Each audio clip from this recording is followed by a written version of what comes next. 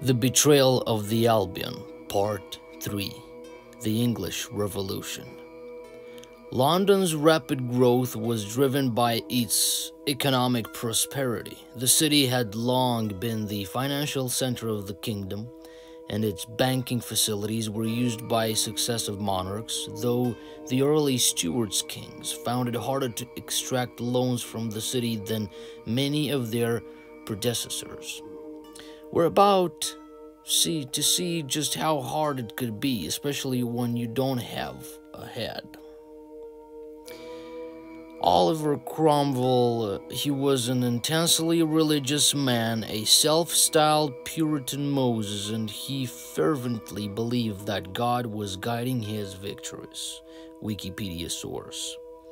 Lord Protector of England, 1653-58. Cromwell was largely responsible for the readmission of the Jews to England.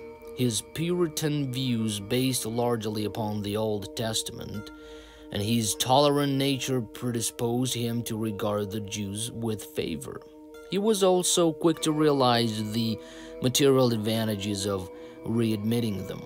It was to Cromwell that Manasseh ben Israel presented his humble petitions concerning the return of the Jews to England, and he was responsible for convening the Whitehall Conference in December 1655. When it became apparent that readmission would only be recommended under the most unfavorable conditions, Cromwell dissolved the conference after its fourth meeting. It was expected that he would issue a favorable reply to Manasseh ben Israel on his own authority. However, in view of public opinion, Cromwell preferred to adopt an informal arrangement. His favorable attitude toward the Jews was so marked that, according to his enemies, Jews regarded him as their Messiah. Manasseh ben Israel and other German and French moneylenders financed Cromwell. Fernandes Carvalhal of Portugal, often referred to in history as the Great Jew, became Cromwell's chief military contractor. He reorganized the Roundheads into a model army. He provided them with the best arms and equipped money could buy. Once the conspiracy was underway, hundreds of trained revolutionaries were smuggled into England and were absorbed into the Jewish underground. The head of the Jewish underground in England at that time was a Jew named de Suez. The Great Jew, Fernandes Carvalhal, had used his influence to have de Suez appointed Portuguese ambassador. It was in his house, protected by diplomatic immunity, that the leaders of the Jewish revolutionary underground remained hidden and worked out their plots and intrigue. The evidence which absolutely convicts Oliver Cromwell of participating in the Jewish revolutionary plot was obtained by Lord Alfred Douglas, who edited a weekly review, Plain English, published by the North British Publishing. In an article which appeared in the issue of September 3, 1921, he explained how his friend Mr. Van Valkert of Amsterdam, Holland, had come into possession of a missing volume of records of the Synagogue of Moulmein. This volume had been lost during the Napoleonic Wars. The volume contains records of letters written to and answered by the directors of the synagogue. They are written in German. One entry, dated June 16, 1647, reads, "From Oliver Cromwell to Ibn Zerprat. In return for financial support, will advocate admission of Jews to England. This, however, impossible while Charles living. Charles cannot be executed without trial, adequate grounds for which do not at present exist. Therefore advised that Charles be assassinated, but will have nothing to do with arrangements for procuring an assassin, though willing to help in his escape." In reply to this dispatch, the records show E. Pratt wrote a letter dated July 12, 1647 address to Oliver Cromwell will grant financial aid as soon as Charles removed and Jews admitted. Assassination too dangerous. Charles should be given an opportunity to escape. His recapture will then make trial and execution possible. The support will be liberal, but useless to discuss terms until trial commences. On November 12th, that same year, Charles was given the opportunity to escape. He was, of course, recaptured. Hollis and Ludlow, authorities on this chapter of history, are both on record as considering the flight as the stratagem of Cromwell. After Charles had been recaptured, events moved apace. Cromwell had the British Parliament purged of most members he knew were loyal to the king.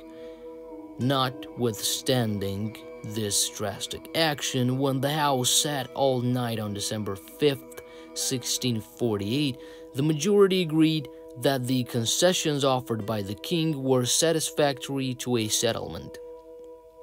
Any such settlement would have disqualified Cromwell from receiving the blood money promised him by the international money barons through their agent E. Pratt, so Cromwell stuck again. He ordered Colonel Pride to purge Parliament of those members who had voted in favor of a settlement with the king. What then happened is referred to in school history books as Pride's Purge. When the purge was finished, 50 members remained. They are recorded as the Rump Parliament. They usurped absolute power. On January 9th, 1649, a High Court of Justice was proclaimed for the purpose of putting the King of England on trial. 2/3 of the members of the court were levelers from Cromwell's army. The conspirators couldn't find an English lawyer who would draw up a criminal charge against King Charles. Carvajal instructed an alien Jew, Isaac Dorislaus, Manasseh ben Israel's agent in England, to draw up the indictment upon which King Charles was tried. Charles was found guilty of the charges leveled against him by the international Jewish moneylenders, not by the people of England. On January 3rd, 1649, he was publicly beheaded in front of the banqueting house at Whitehall, London. The Jewish moneylenders had their revenge because Edward I had expelled the Jews from England. Oliver Cromwell received his blood money just as Judas had done. History proves that the international Jewish moneylenders had a purpose other than revenge for getting rid of Charles. They removed him to obtain control of England's economy and government. The resettlement. The Spanish and Portuguese Jews came to this country fleeing from religious persecution in Spain and Portugal and set up Shar Hashmaim, the Gate of Heaven, in Mile End in 1656. The Sephardi Veloc Cemetery opened in 1657 and was the first Jewish cemetery to be established with Oliver Cromwell's approval following his readmission of the Jews to England. Although the cemetery also contains graves of 15 victims of the plague of 1665, and there are over 630 children's graves.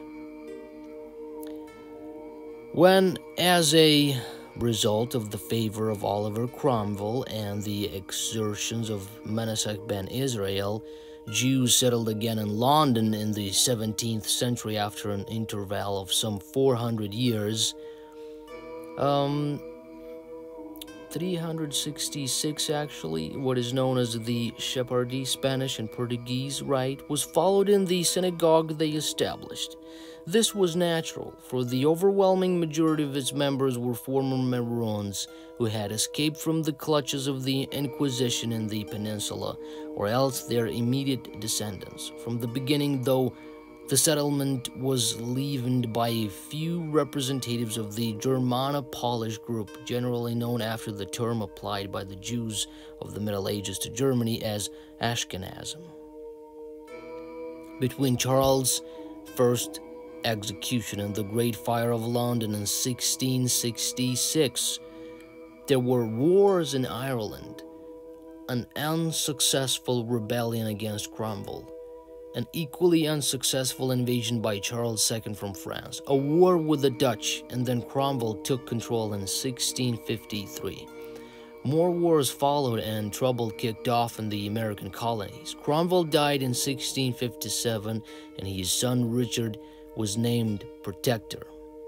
He couldn't cope with all the intrigue and so resigned. In 1660, Charles II was proclaimed king. 4 years later, there is another war with Holland, followed by a Great Depression in England with unemployment and food shortages which undermined the health of the people. Then, the Great Plague broke out. What is a plague? Is it a virus, and what's great about it? When the Jews arrived back in the city of London after 366 years of change, they found a great many more people living there, both rich and poor, and saw that the commerce of the city had firmly established itself in their absence. What they needed was a clean sweep. This is exactly what the Great Fire of London achieved.